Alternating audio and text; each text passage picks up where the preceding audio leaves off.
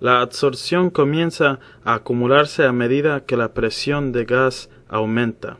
Sin embargo, a menudo nos referimos a la presión relativa en lugar de la presión absoluta. La presión relativa es simplemente la relación entre la presión absoluta y la presión de saturación. La presión de saturación es la presión de vapor de un líquido puro. Durante un análisis de adsorción, la presión absoluta se aproxima a la presión de saturación, la cual para los gases más utilizados tales como el nitrógeno y argón es cercana a la presión atmosférica. En este punto se maximiza la adsorción y luego la presión es reducida en forma sistemática para producir la desorción. La cantidad de las moléculas absorbidas o desorbidas en función de la presión relativa es lo que se conoce como la isoterma de adsorción o la de desorción respectivamente. Este ejemplo muestra una isoterma de adsorción tipo 1 o de Langmuir, como comúnmente se la llaman. Se caracteriza por una meseta que es casi horizontal, que cruza de una manera muy aguda al eje de la presión relativa, y no presenta histéresis con la curva de desorción, excepto en unos pocos casos. La meseta de la isoterma de adsorción existe porque los poros son tan estrechos que se llenan a baja presión, es decir, inferior al 0,01 de la presión relativa. Una vez que los poros están llenos, la adsorción restante se produce al exterior del material poroso. Por lo tanto, esta forma de isoterma está asociada con los sólidos microporosos en la que los poros no superan a los 2 nanómetros de diámetro. Este tipo de isoterma se exhibe por diferentes materiales, tales como las zeolitas, carbones activados, carboncillos y los MOF, por sus siglas en inglés de estructuras de metal orgánico. Estos sólidos exhiben áreas superficiales muy altas, a veces superior a los 1000 metros cuadrados por gramo.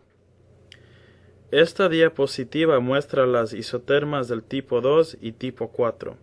Estas dos isotermas son muy similares en forma, con la diferencia de que la isoterma tipo 4 muestra una histéresis entre las ramas de adsorción y desorción.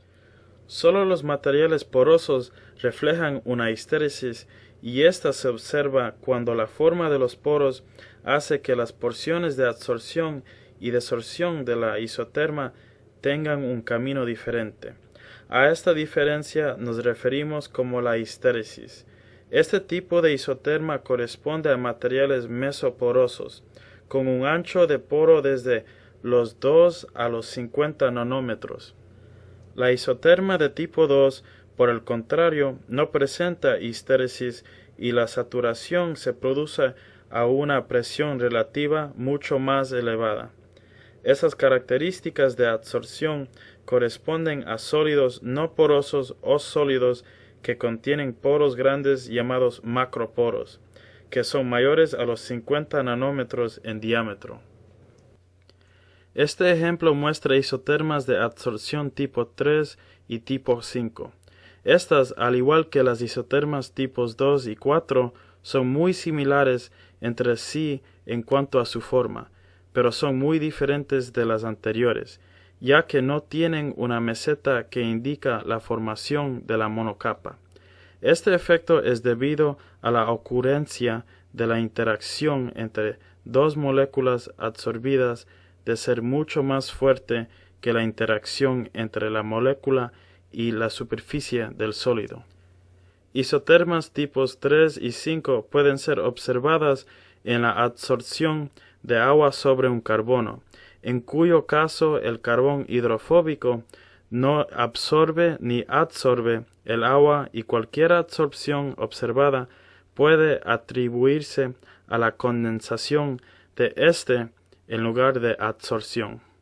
La isoterma tipo 5, a diferencia de la isoterma tipo 3, exhibe una histéresis y la condensación capilar tiene lugar a una presión relativa mediana. La isoterma tipo 5 corresponde a materiales mesoporosos, mientras que el tipo 3 corresponde a sólidos con poros grandes o macroporos. Esta corresponde a absorbentes no porosos con una superficie completamente uniforme. La absorción del gas en este caso tiene lugar capa por capa. La formación de cada capa da lugar a un nuevo paso en la isoterma, y así seguirá hasta que la condensación del gas se produzca sobre el sólido. Este tipo de isoterma se puede generar mediante la absorción de kriptón a 90 Kelvin en negro de carbón grafitado a 2700 grados centígrados. La absorción comienza relativamente con pocas moléculas absorbidas en la superficie a medida que aumenta la presión. Cercana a una presión relativa de 0.05, comienza a llenarse la primera capa en el sólido, la cual se refleja por el primer punto de inflexión A. La región lineal de la isoterma B se atribuye a la absorción en multicapas en la superficie.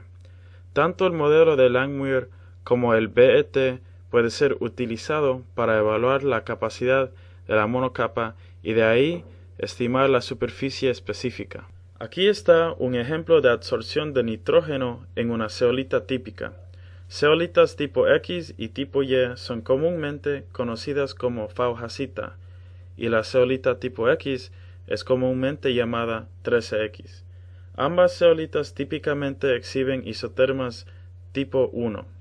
Se observa fácilmente mediante el uso de la transformada de Langmuir, que al graficar la cantidad absorbida dividida por la presión en función de la presión, se obtiene una línea recta como lo predicho por la ecuación de Langmuir. Una sílica alúmina es comúnmente utilizada como soporte de catalizadores. Se trata de un material amorfo con 10 nanómetros de diámetro promedio de poro. Este material produce una isoterma de tipo 4 y su superficie es superior a los 200 metros cuadrados por gramo. Este último ejemplo demuestra una isoterma y una área superficial BET de un sólido conocido como MCM41. Este material se obtiene sintéticamente de una sílica mesoporosa con un diámetro promedio de poro de 4 nanómetros. La estructura de este material se asemeja a la estructura de un paquete de pajitas y su área superficial supera los 900 metros cuadrados por gramo. Los resultados de área superficial, así como porosidad, son utilizados para observar una tendencia significativa entre diferentes sólidos. A medida que disminuye el tamaño de poro, aumenta el área superficial, y eso parece ser aplicado como una regla general en materiales con una composición química similar. El área específica de un sólido es el número de moléculas en la monocapa, multiplicado por la superficie ocupada por una molécula a la temperatura de análisis, dividido por la masa de la muestra. Se calcula de la siguiente manera.